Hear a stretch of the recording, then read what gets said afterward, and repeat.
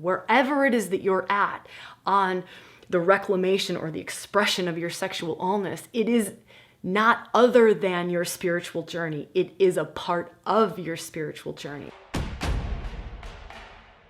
It is not easy reclaiming the fullness of our sexuality. It is not an easy feat, and it's not easy for a lot of reasons. One reason is that we live in a world where sexuality is so tarnished, where it is so distorted, it is so manipulated, it has become such a power thing, such a symbol of power. It is rarely expressed in a divine, sacred, love, heart-connected way. Rarely is sexual expression portrayed that way. Rarely do two people even have the capacity to express it that way in their own intimate spaces. And I'm sharing that, and I'm really open to us all sharing our feels of the collective. And so I don't want this to just feel or sound like, oh, this is Sabrina's opinion that, sexuality in our society is really gross. But I'm totally open to anyone here on the live or watching later on the replay to sharing, and this is kind of sharing with each other. Like, what does collective sexuality feel like for you? So when you feel into collective sexuality, or you look at how sex is portrayed in movies, on television, in the public, kind of like common parlance, how we talk about it, how we use it in commercials, or we use it in advertising. I just want us to get really real about the energetics that we're living in. Laura Jane, is deemed as taboo, especially in the UK. So there's still a lot of where sex is taboo, aspects of sex is taboo, or even speaking about sex is taboo. So I love that. Gemma, it feels disconnected. Chrissy, broken. Usury, I love that word. It seems very masculine. Candace, dangerous, hidden, secret, wrong. And I think that we've come a long ways. So I also don't want to deny plastic and superficial. Love that, Rebecca. Oppressed female energy. It feels dirty, painful, fake, shame-filled, very one-sided. It feels much more surface level, dark, heavy, off, inauthentic. Fuck, I love you, women, and I love manipulative, like a madhouse. I love when we can share like this. It's all about manipulation, toxic distortment. We are told to embrace it and hate ourselves for it. Okay for men, negative for women, unwelcome. Love these, and I love the weaving. I love that we can all bring our different words, and can you feel how much more has opened up in our circle because of this conversation? Like, I can't bring it through my filter in the way that we can all share and bring it through in this way. This is part of that magic weaving. And so I'm super grateful for this conversation. Weaponized, extremes, over-sexualized, taboo, hidden, like you have to play a game, a power play, used and abused, abusive. Thank you all for that. That's beautiful. So if when we feel into the collective, or aspects of the collective, or maybe just overall collective, I know I'm not saying that we do not have beautiful sex lives. I'm not saying that there is not beautiful expression of sexuality in our world. I'm not saying that there aren't pockets, or there aren't societies, or there aren't cultures that have just highly divinized, sacred sexuality, full expressions of sexuality, completely heart-aligned, heart-linked, soul-aligned sexual expressions. I'm not at all saying that. But what I want us to just really honor and own and take a step back from is predominantly the culture, the overculture, the collective psyche is what we've just shared, is a conglomeration of what we've just shared, those words. And talking about it like that, or approaching this subject from that place, kind of allows us to go, no wonder why we have to work so hard, or we have to do things, or we have to go outside of our family system to find, to explore, to open to more authentic sexual expression. It's no wonder we have to work at it. It's no wonder, you know, and so it kind of gives us this perspective of, fuck, there's nothing wrong with me, right? And I want us all to really own that, is that there's nothing wrong with your sexuality. Where it's at in this moment, there is nothing wrong with it. There's nothing wrong with it. It is also a part of our soul's journey. It is a part of humanity's journey. It is a part of the whole of the collective's journey. It is a part of your unique journey, wherever it is that you're at on the reclamation or the expression of your sexual allness. It is not other than your spiritual journey. It is a part of your spiritual journey. And so honoring and owning the perfection of it, like the perfection of where it's at, the perfection that far out, I've got some shame here, or I've got trauma, I have trauma, or I know that I'm expressing maybe 20% of my full capacity of sexual expression, however that feels for us. And so here's another question. This is another share, and this is us getting vulnerable and being okay to be vulnerable. I would love for us to do just a moment of like self-reflection. So if we are sitting in this circle, we are sitting in this sacred space and this circle of women, and we have made kind of a vow to ourselves to be radically honest and vulnerable with ourselves in this moment. From that place, if you were going to feel into your sexual expression, like your sexual expression, and if you were going to feel into 1 to 10, I know I'm making this very linear and it's so not that, but this just is something to help us reflect. 1 to 10. 10 being, I have reclaimed every aspect of my sexuality. I have fully gone into the dark. I have no shame around any of my sexual fantasies. I have nothing hidden. I don't feel any trauma. I'm so good with my body. I'm good with my vagina. I'm good with my breasts. I'm good with my thighs. I'm good, right? So it's also about body. Sexuality is also very much about body. I have a deep, strong connection to my lower chakras. Sexuality is held in our lower chakras, right? My first chakra, second chakra feels really good, alive.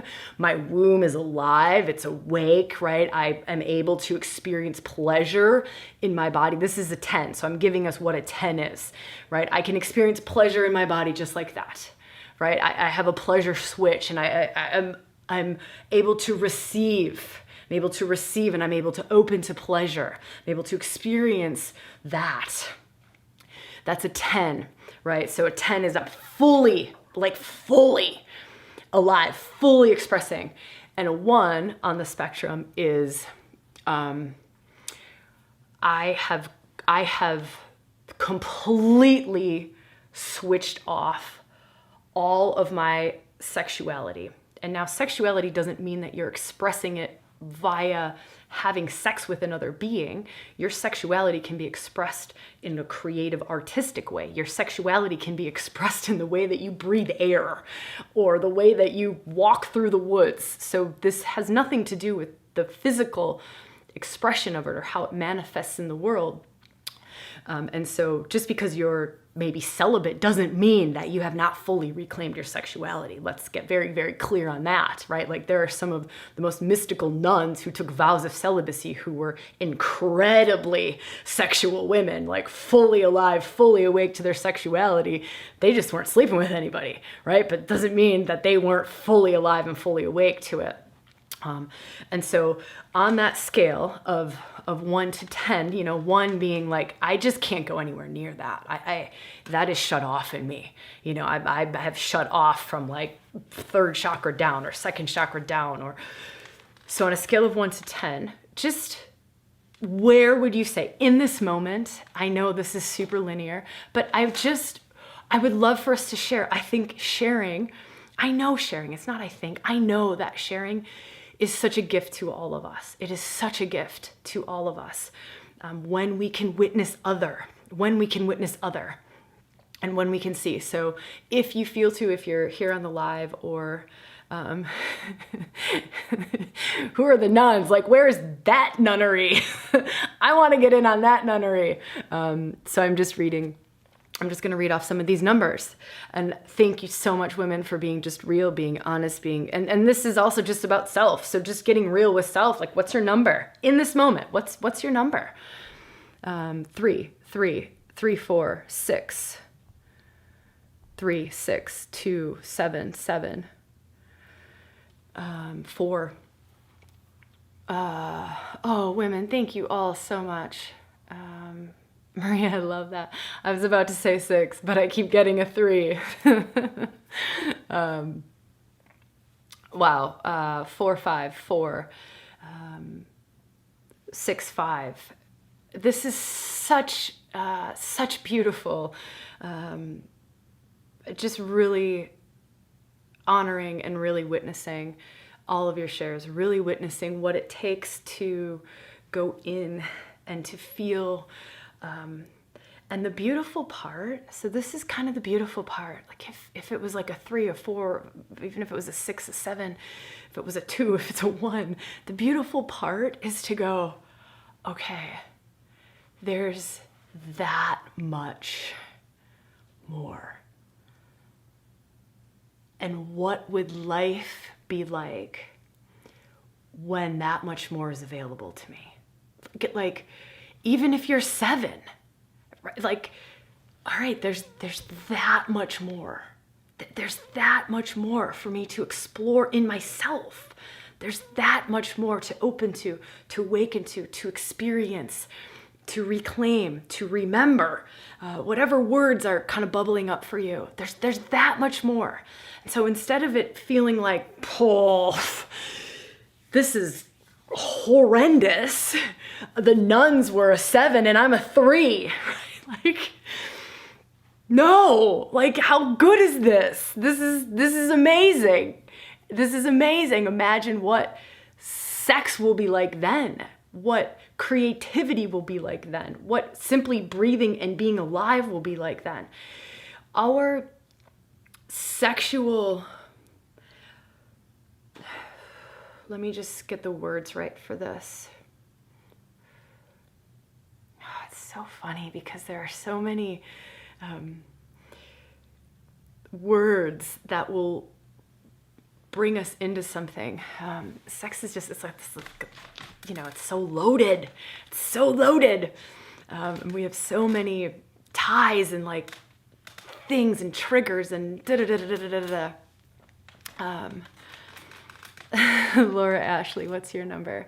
I would say a 7. That was the number in my head when I first asked the question, when I was just really feeling, and I would say a 7. There's a story that I would love to share. Laura Ashley, thank you for this. I felt this story when I was starting to prepare for this live. And Mary, I'm not talking about having an orgasm necessarily, although that can be a part of it, but I'm definitely not talking about having orgasms specifically. So here's a story about the reclamation of the darker sides of our sexuality. And I'm sharing this story because it highlights a million different things. And so I'm going to invite you to comment and to share and to weave in whatever you feel to weave in as I kind of share this story. I'm also going to invite you to relate it to yourself. So I'm going to invite you to allow it to take you where it takes you and allow whatever to arise within you. I'm actually going to poke at one thing first as a gift. I know, like a shadow poking gift. You know, it's like me with the little hot poker or the flashlight. And I've just walked into your basement, you know, like the basement of your being with it's not even a flashlight. I mean, this is like a spotlight, like a gigantic spotlight, and I've got it on high beam.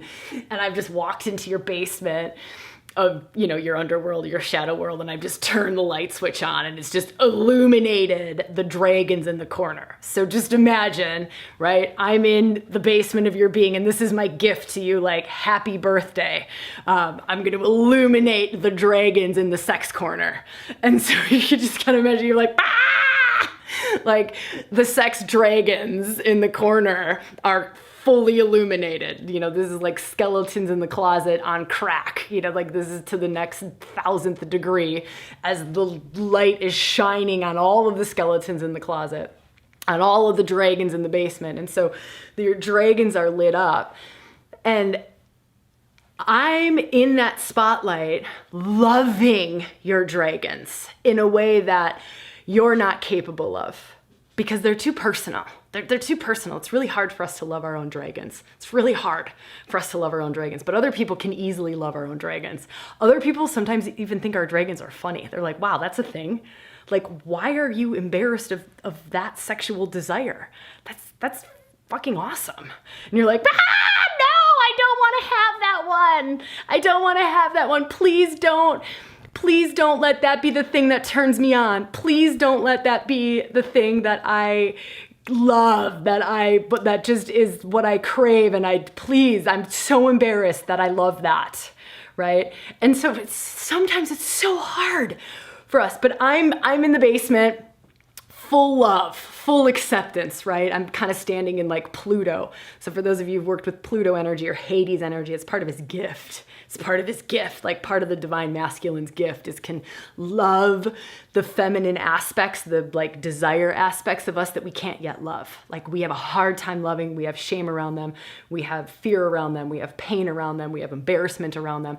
And part of the gift of the divine masculine, this aspect of the divine masculine is loving them when you can't, right? Loving them when you can. And so just imagine, you know, this light is shining on your demons, and this is like love light. It's love light. And it's also just this like making things not so fucking intense and serious, you know, like, so it's this love light, but it's also just lighten up, like lighten up. Yeah, you like to be tied up.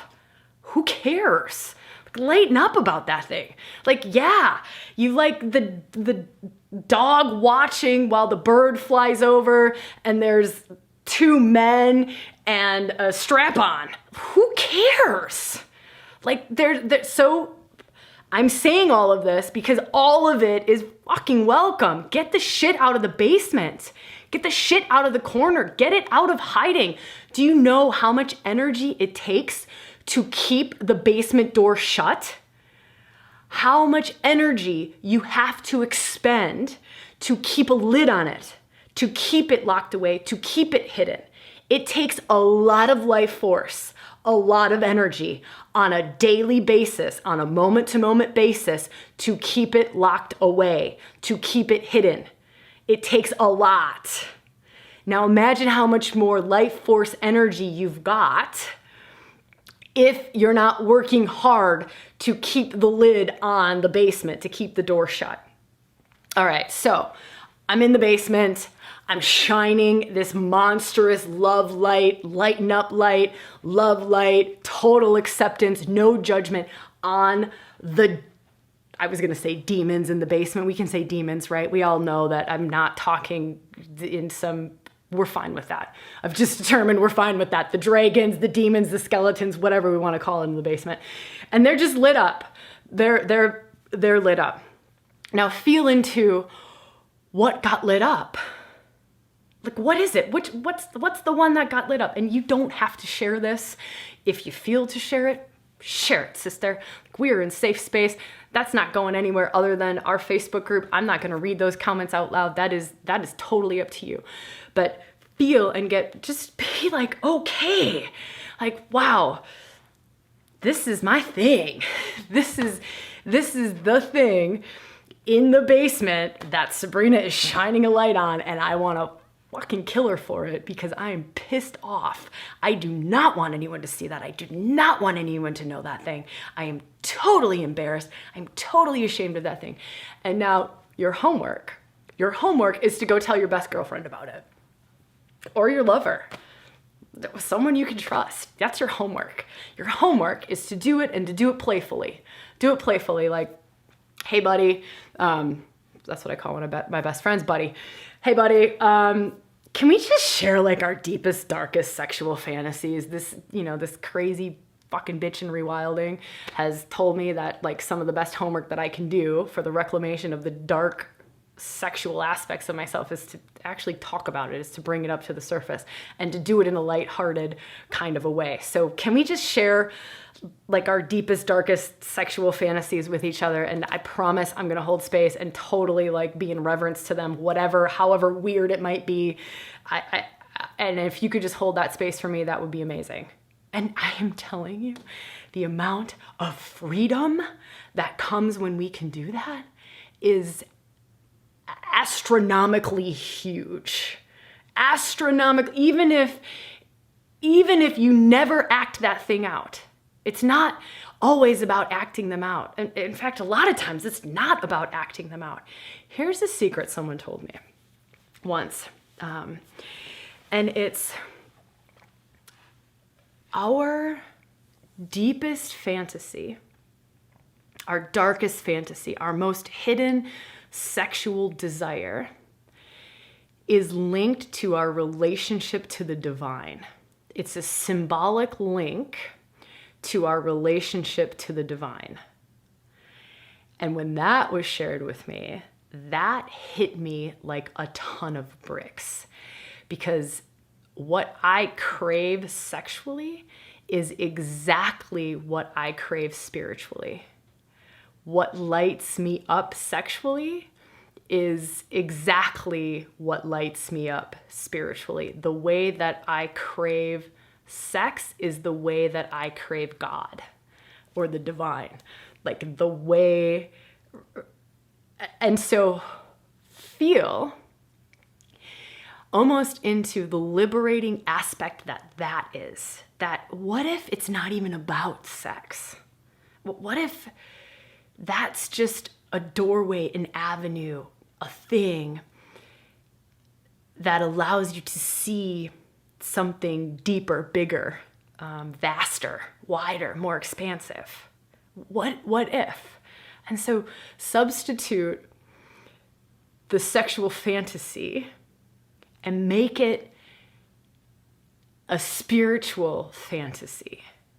So just make it, Bianca, holy, this hit deep. Just make it like your craving. So I'll bring it home in my example. So I promised I'd share like a total story about this. And you can also have that conversation. So as your homework, I mean, I never assign homework, right? But it's just an option, a way to go deeper in this. So in that homework where you're having the conversation, talk this through as well. So share this as well and put the links together as well. So you're talking like, this is my sexual fantasy, and how that would translate into my relationship to the divine is da da da da. And you might be right. You might be, there is no right or wrong. You just talk.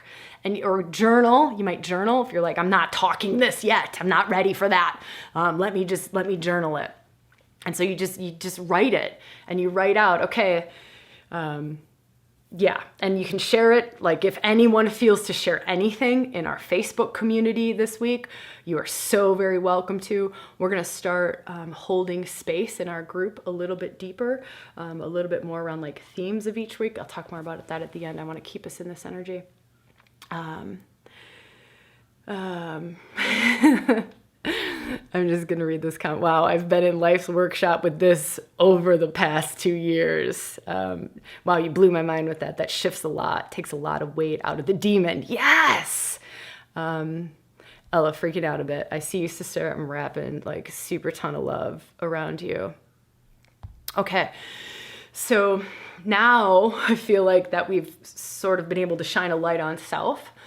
Now it feels like going into the story will be even more useful or more powerful or give you even more insights. So this was 5 years ago? No, 4, 5? I have no idea. A couple years ago, a while ago. And I could feel this pull toward the expression of a really deep fantasy, like my lifelong sexual fantasy, the one that started when I was young, like 3. I was like the little kid in the high chair masturbating at 3. Yeah, I was that kid. I think I learned to hide it really quickly, but I was definitely that kid that just figured it out really early on. I don't know if I had this particular fantasy at 3, but it started really young. And so this kept resurfacing and resurfacing and resurfacing and resurfacing, and kind of got to like a breaking point in my life 5 years ago or 6 years ago. And I was at a breaking point in my life. And, oh God, I want to be really, really vulnerable. I think that's going to be the best way to share this story. So, there's a shift that happens in my heart when it starts to be about something personal in my life. So, yeah, we're going to go into it just being totally raw and totally open and totally real.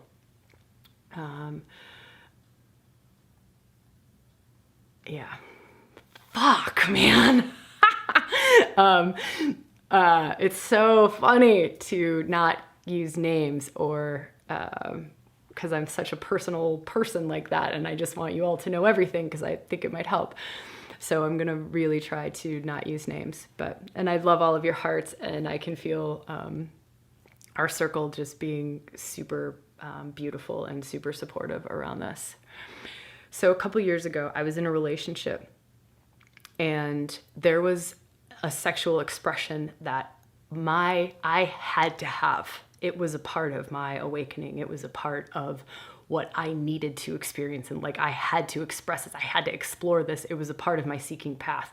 And it was not just about, oh, Sabrina needs to go and be super slutty. It was Sabrina needs to go and be full. Like Sabrina needs to open up this flavor of Shakti in herself, this aspect of the feminine in herself, this aspect of deep feminine surrender, deep feminine surrender. And it was one of I talk about all the flavors of Shakti, right? Like the dark goddess and the medicine woman and the lovers. And you think about the lovers and the sexual expression of the feminine, and it's a whole plethora, like a whole rainbow of expressions. And there was like this one flavor, it was like the violet flavor. We'll call it violet. It's like the violet flavor of sexuality that was a really huge part of my whole journey, just as to who I am, my spiritual journey. And this is where linking the spiritual to our sexual cravings is really powerful. This was a huge part of it for me. So I'm in a relationship, and within this relationship, this particular flavor of expression is not, is frowned upon. So this particular flavor is also so it's an uncomfortable flavor for me. It's one that I was ready to start to reclaim and to start to remember, right? And that calling got so strong that it's got to happen. This is a part of who I am and what I'm here to do, and this has to happen. And if it happens in this relationship, that's beautiful, and I'm in. That's great. And if it can't happen in this relationship, this is part of me. And I'm not saying that this is everybody's path. This is just my own path. And so within the relationship, if I'm in this flavor of the feminine, it's a very, very feminine aspect. It's like total surrendered feminine, right? It's like total surrendered. It's like splayed open, total surrendered feminine. So if I'm in that aspect, it's an extreme feminine sexual expression. It's an extreme feminine expression. And if I'm in that, it polarizes the masculine into an extreme aspect of masculine. an extreme aspect of masculine, where there's often a lot of distortion in that extreme aspect of masculine. A masculine who can hold that extreme of the masculine has to have done a lot of cleaning and clarifying around power, all right, around power, around dark masculine, because it's a dark masculine aspect. It's Pluto. It's basically like Pluto energy, Hades, god of the underworld, you know, like, and so we talk about having a clean dark goddess sword and how much work is required to wield a clean dark goddess sword, to be dark goddess cleanly, without jagged edges, without wounds, without shitty little bits, without, it's the same for the masculine. It's the exact same for the masculine. And so basically what I was asking for was a very powerful, very clean, and very healthy dark masculine to take me. Like, take me, motherfucker. Like, claim me, take me. And not in all areas of my life, but I needed to fucking experience it. Like, I had to experience that. And so anyways, how the whole of this beautiful, amazing world works is that was not happening in my relationship. It was just not happening. And so that relationship ended. And this is the beauty of how the world works, right? Is that ends and you don't even know you're calling it in, but you're calling it in. You know, like, you don't even know, there's a part of your soul that is calling, it's calling him in, calling her in, calling like that polar, that aspect, calling him in. And oh man, I did nothing, right? Just man comes like roaring into my life. I did nothing. I wasn't dating. I wasn't on like Tinder. I did nothing. It literally just came flying into my life. And this expression happens. This expression happens. And I'm aware of this expression because I've done so much archetypal work. I've done so much goddess work. I've done so much feminine reclamation work, so much masculine reclamation work, so much inner union marriage. You know, like Mars and Venus are all good, Persephone, Pluto, but it was like this one thread that I just had to get to. And what happens is, I want to share this. What happens is that thread opens up in me. And even though I was incredibly conscious of this, and you know, that's something that I think I'm gifted with simply because of the nature of my work and the nature of my life. I'm gifted to have so many tools and to be so conscious and to have so many frameworks.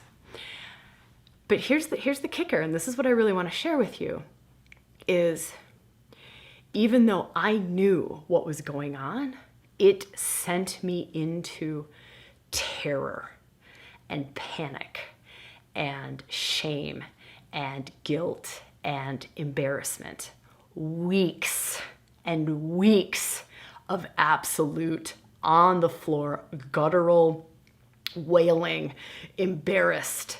I mean, it was like coming out of the closet. And I don't have that experience, and I am certainly not trying to compare myself. I know those experiences and those challenges are incredibly profound and incredibly different. But for me, I remember going to, and I have all of these tools in my toolbox. I know what's going. I have done lots of shadow work. I've done lots of reclamation work at this point, but this was like the one, like the thing. And I remember going into my chiropractor at the time, and he was this beautiful man, not really into the depths that we're into things, you know, holistic for sure, but you know, like not like Kundalini or, you know, archetypes or like shadow work all that much. And he feels my body and he's like, what is going on? I have just not even seen your hips this out of line, all of this tension, all of these like wild, like trauma patterns coming up showing in my physical system. He's like, what are you doing? And I am wailing to this man. His name is Carl. I'm wailing. I'm like, Carl, And do you know that movie Brokeback Mountain? Right? The Brokeback Mountain with the cowboys. It's a beautiful movie. I fucking love that movie. And how tortured Heath Ledger was in that movie. How tortured he was when he had to own this aspect of himself. Just tortured. And so I'm in there and I'm like, Carl, do you know the movie Brokeback Mountain, Carl? And he's like, yeah, I know that movie. And I'm like, I'm the gay cowboy. I'm the gay cowboy, Carl. I'm Heath Ledger. I'm the gay cowboy. I'm the gay cowboy. And Carl's kind of like, so you're going through some sexual things then. Yeah, Carl, I'm the gay cowboy.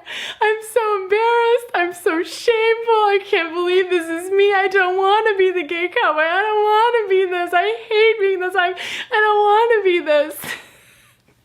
He's like, so, are you gay?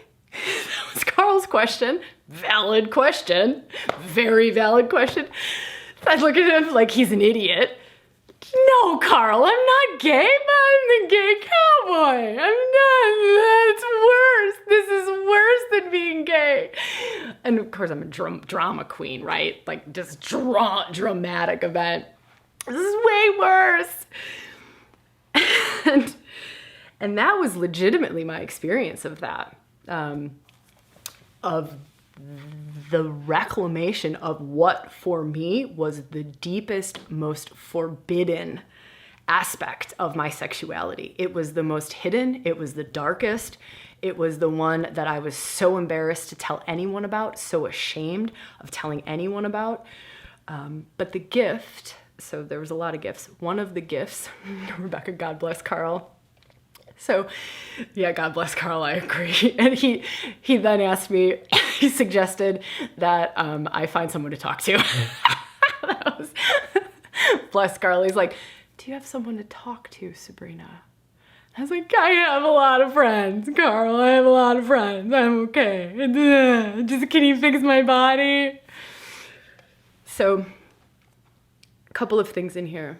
One was that man who came into my life was able to love aspects of me that I was so terrified of and I was so ashamed of and I was so embarrassed of. But for him to be in absolute reverence to those aspects of me and hold just love and also hold compassion and love around everything that brought up in me. Everything that brought up in me in the reclamation of that.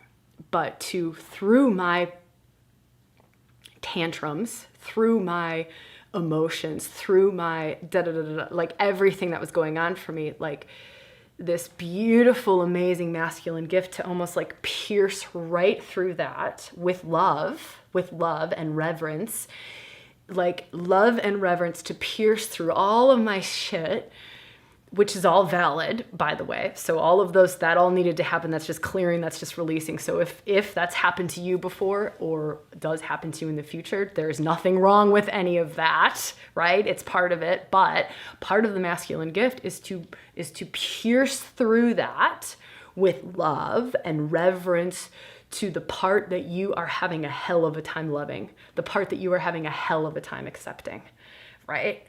And so they love it up. You like love it up, like accept it up. And that's why I offered that little visualization, that little practice of, me going into the basement.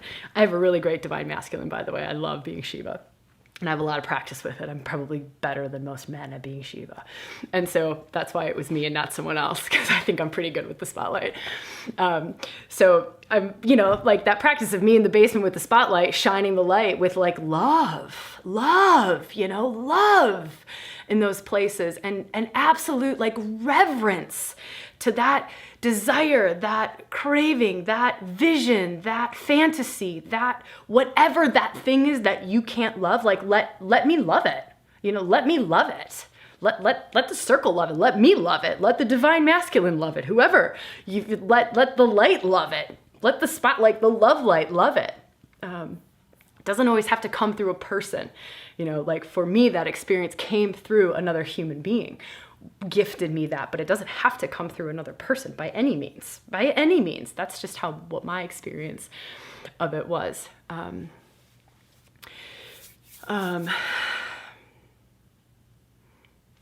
I just want to read this comment because I think it's so beautiful. Tears because I recognize the time I've tested men, then pushed them away.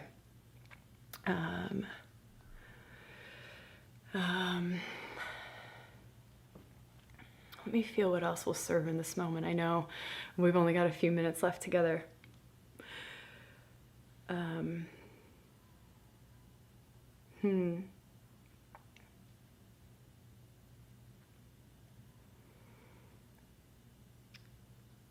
Okay. So by the way, that reclamation piece that I did, if I were to associate that with an archetypal energy or an archetypal union, it would be Pluto Persephone. That particular aspect for me would be Pluto Persephone. So for anyone who has that claim, like to be claimed desire, or like to be claimed, to be taken desire, that's Pluto Persephone. That can be a doorway in, is through the Pluto Persephone energies, through the archetypal energies of those two in particular. It's almost like, it's so funny because I want to just get into everyone's own unique fantasy. Like what is the thing? Like what is the hidden one? And I want to go into that. So I'm just going to give us that space. I'm not going to read anything out. I'm not going to go into anything necessarily, but what I really want to give us is this space of what is that? What is one? Just one. Like for me, it was ever since I was a young girl, it was tie me up, pin me down, take me, like take me, claim me, and if you want to spiritualize it, it's literally like, fuck me open to God, take me into places that I can't take myself, push me into places that I can't take myself. And I think this might help too, as if I spin it around. And so how a big part of my spiritual journey or practice, or if I want to link my sexuality to my journey, is literally, God, let me be your hands in the world. Like, thy will, not my will. Can you feel that? Thy will, not my will.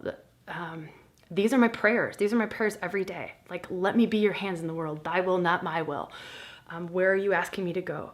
How can I best serve the moment? If love were to flow through me, how would it flow through me? If God were to flow through me, or the divine were to flow through me, how would it serve this moment? How would I act? How would I be? How would I move? What would be the words that come through my mouth? Can you see that? It's literally like my sexual desire of wanting to be claimed is my spiritual desire of wanting to be claimed, of wanting. Can you feel that? For me, we don't all have the same one. We don't all have that same relationship.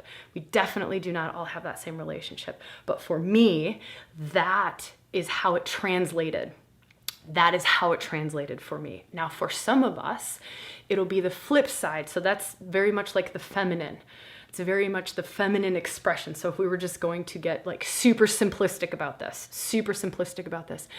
the feminine expression would be that, like,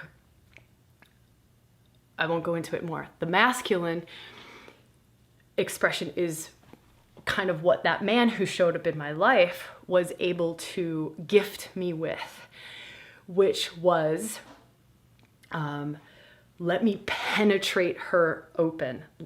Like, instead of, it's the same shit. I know, this is crazy. I've never talked about this like this, so forgive me if it's like blah, blah, blah, blah. And we're all in Gemini, right? So we've all got a pass for communication anyways. It's just all over the place, changing rapidly.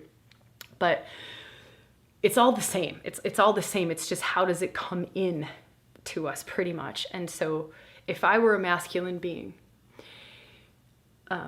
some of my fantasies would be to claim, like not to be claimed, but to claim, to claim, to take. And there's a whole ton of other fantasies with a whole ton of other ways of translating these. I'm making this super simple. So please don't think you're like, Sabrina, I don't fit into either of these categories. That's beautiful and that's fine. We are rainbow sheep. We are not black and white. We are not masculine and feminine. We are fucking rainbow sheep. We are the whole of everything. And so I'm just doing this to try to make it super simple for us. And that's why we all have homework to do.